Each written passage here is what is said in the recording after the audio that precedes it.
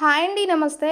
ఈరోజు morning breakfast వచ్చేసి healthy breakfast జొన్న జావని ఎలా ప్రిపేర్ చేయాలో ఈ వీడియోలో చూపించబోతున్నానండి. ఈ వీడియోని స్కిప్ చేయకుండా ఎండింగ్ వరకైతే చూడండి. అలాగే ఫస్ట్ టైం మన ఛానల్‌ని చూస్తున్న వాళ్ళైతే సబ్స్క్రైబ్ అయితే చేసుకోండి. జావా ప్రిపేర్ చేయడం కోసం అయితే 1 కప్ వరకు జొన్న రవ్వనైతే తీసుకుంటున్నానండి. ఈ జొన్న రవ్వని నీట్‌గా క్లీన్ చేసి ఓవర్ నైట్ అయితే నానబెట్టుకోవాలి.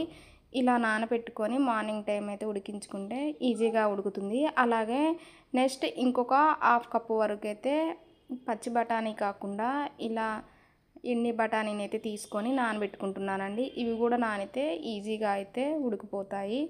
ఇది కూడా ఓవర్ నైట్ అయితే నానబెట్టుకుంటున్నాను. ఇక మార్నింగ్ టైంలో అయితే జావ కంటే ముందే ఇలా హాఫ్ కప్ వరకు అయితే పెసరపప్పును తీసుకొని నీట్గా క్లీన్ చేసి ఒక 10 నిమిషాల పాటు అయితే నానబెట్టుకుంటున్నానండి. ఈ విధంగా పెసరపప్పు కూడా వేసుకొని చేస్తే టేస్ట్ అయితే చాలా బాగుంటుంది. అదేవిధంగా స్టవ్ మీద ఒక గిన్నెను పెట్టుకొని దాంట్లో నెయ్యి కానీ లేదా ఆయిల్ కానీ వేసుకొని జావ కోసం తాలింపునైతే ఇలా ప్రిపేర్ చేస్తున్నానండి. నేనైతే ఒక స్పూన్ వరకు నెయ్యినైతే వేసుకున్నాను. ఇలా నెయ్యి వేడైన తర్వాత దీంట్లోకి జీలకర్ర అలాగే ఆవాలను కూడా వేసుకొని ముందుగా కట్ చేసి పెట్టుకున్న ఆనియన్స్ పచ్చిమిర్చిని కూడా ఇలా తాలింపులో అయితే వేసుకోవాలండి. ఈ విధంగా తాలింపులో 2 పచ్చిమిర్చిని సన్నగా తరిగి పెట్టుకున్న ఆనియన్స్ని అయితే వేసుకుంటున్నాను. అలాగే నెక్స్ట్ కట్ చేసి పెట్టుకున్న క్యారెట్ ముక్కల్ని వేసుకుంటున్నాను. ఇంకా ఇందులోకైతే కొంచెం కరివేపాకును కూడా వేసుకోవాలండి. ఇవి మొత్తాన్ని ఒకసారి ఇలా తిప్పుకొని కొంచెం రుచికి సరిపోనైతే ఉప్పును వేసుకుంటున్నాను.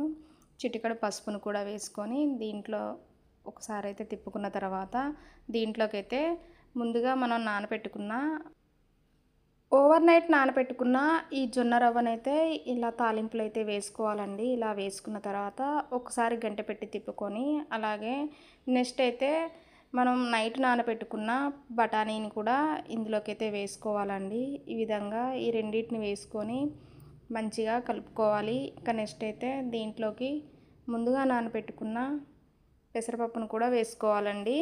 ఇలా తాలింపులో ఈ మూడింటిని వేసిన తర్వాత ఒక 3 మినిట్స్ పాటు అయితే మొత్తం కలుపుకొని ఆయిల్లో కానీ లేదా నూనెలో ఇలా వేగనివ్వాలండి. నెక్స్ట్ అయితే ఇక మనం రవ్వతో పాటు నానబెట్టుకున్న వాటర్ ఉన్నాయి కదండి, వాటిని కూడా ఈ ఎసరులో అయితే వేసుకోవాలి. 1 కప్పు రవ్వకి 7-8 కప్పుల వరకు అయితే వాటర్ని యాడ్ చేసుకుంటే రవ్వ అయితే మంచిగా ఉడికి టేస్టీగా కూడా ఉంటుంది. ఈ విధంగా నేనైతే వాటర్ని అయితే వేసుకున్నానండి. ఇలా మధ్యలో మధ్యలో కలుపుకుంటూ జొన్న రవ్వను ప్రిపేర్ చేస్తే టేస్ట్ అయితే చాలా బాగుంటుంది. ఇలా జొన్న రవ్వను 10-15 మినిట్స్ ఉడికించుకోవాలండి. ఇలా మూత పెట్టి ఉడికించుకొని 5 మినిట్స్ తర్వాత తీసి చూపిస్తున్నాను చూడండి. రవ్వ అయితే ఇలా ఉడుకుతూ ఉంటుంది కదా, ఇలా ఇంకొక 5-10 మినిట్స్ అయితే ఉడికించుకోవాలి. ఈ విధంగా జావ అనేది వాటర్ కంటెన్సెన్స్తో ఇలా అయితే ఉడికిపోయింది.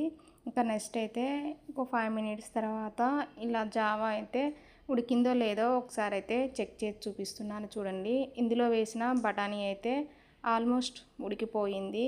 ఇక నెక్స్ట్ అయితే ఈ విధంగా జావానైతే ప్రిపేర్ చేసుకొని ఇలా సర్వింగ్ బౌల్లోకి తీసుకొని ఎర్లీ మార్నింగ్ అయితే బ్రేక్ఫాస్ట్గా తీసుకుంటే హెవీ వెయిట్ ఉన్నవారు వెయిట్ లాస్ అవుతారు. అలాగే హెల్త్కి కూడా చాలా మంచిదండి. ఈ విధంగా జావాని ప్రిపేర్ చేస్తే టేస్ట్ అయితే చాలా బాగుంటుంది.